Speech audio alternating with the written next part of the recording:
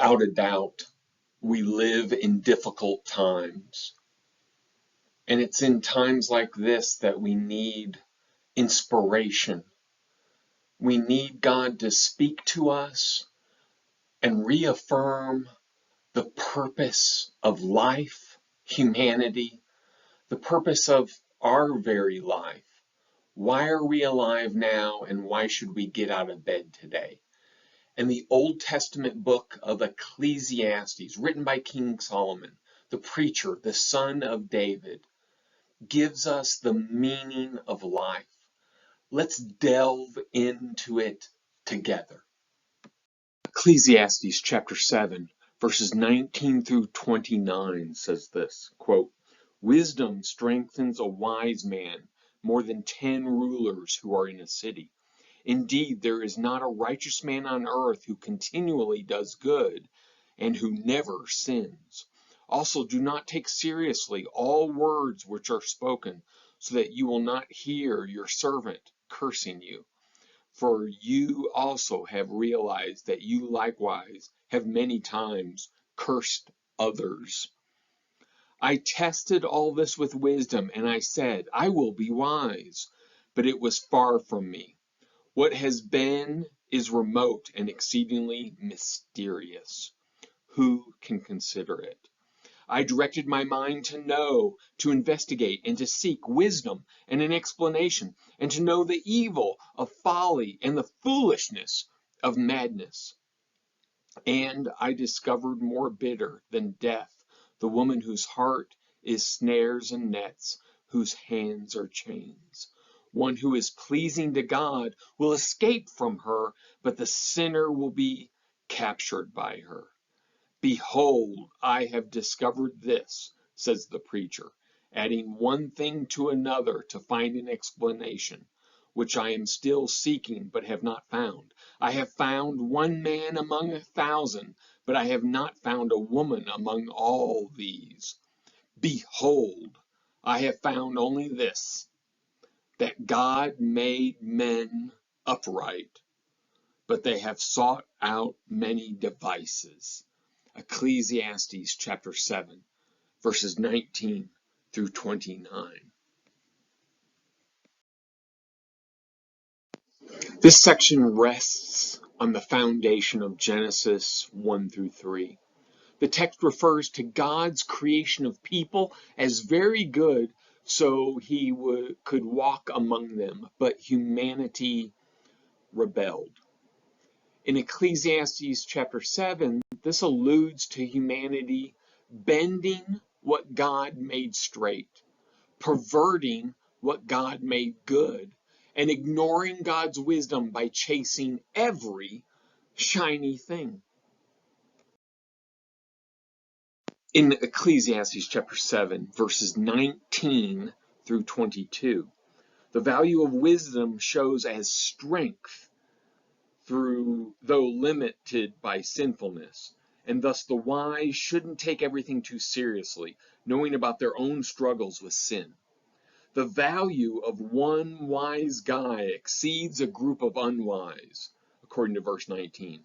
The limitation of wisdom is seen by people's sins, verse 20.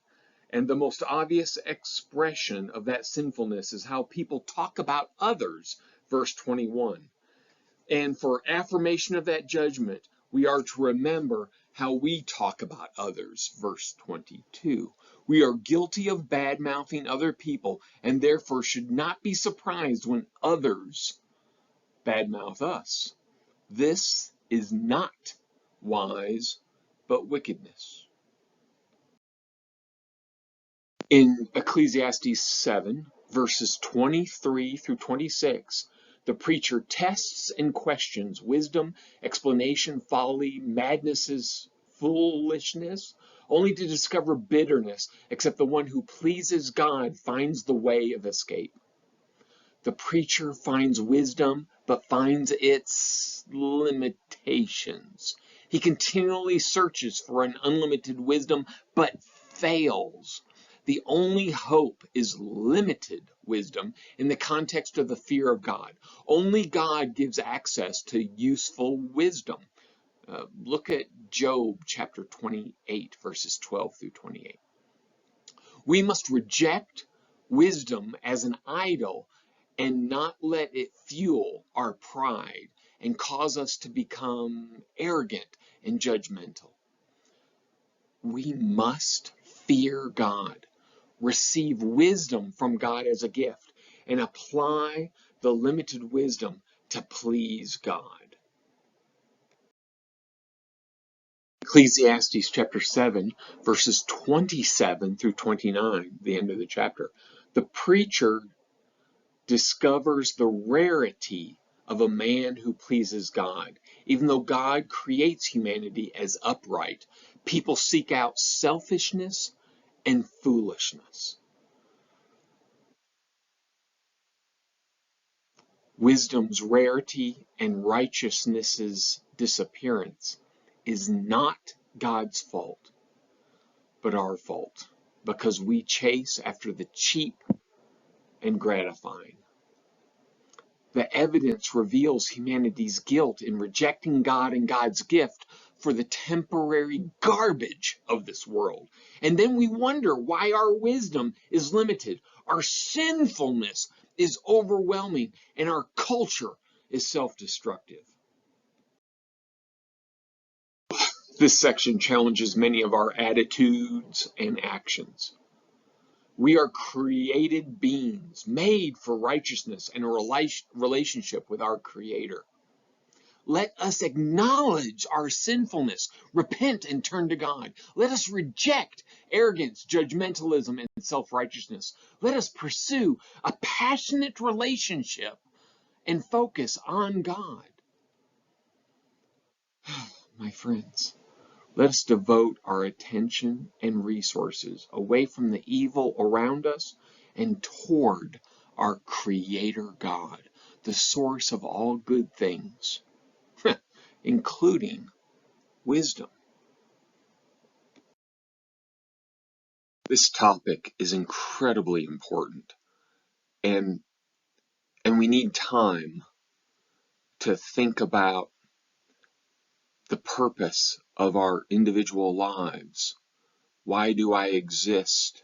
And how can I make the most of the time that God has given me? If you're interested in delving into Ecclesiastes deeper, then I wrote a book in 2018. It's 50 pages. It's $1.98 on Amazon. It's for a Kindle, an e-reader, and it's called Search for Significance, an examination of Ecclesiastes. And I will put the link to this book on Amazon in the description below as an additional resource for you if you wish.